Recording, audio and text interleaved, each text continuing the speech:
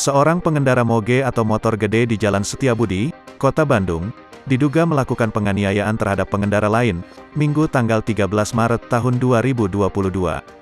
Berdasarkan keterangan korban bernama Salman Faisal, dalam laporan polisinya disebutkan bahwa peristiwa tersebut bermula saat ia tengah mengendarai motor di kawasan Setiabudi.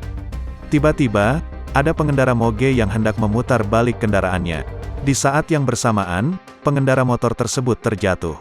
Lalu pengendara tersebut datang ke saya dan melakukan penganiayaan menendang ke arah paha dan tangki sehingga saya dan motor terjatuh.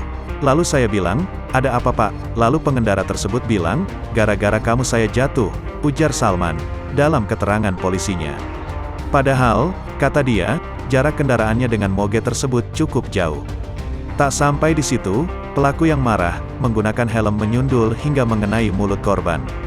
Menyundul kepala saya, yang menyebabkan bibir saya luka dan berdarah di bagian dalam terkena helm, dan pengendara tersebut sempat mengancam, katanya.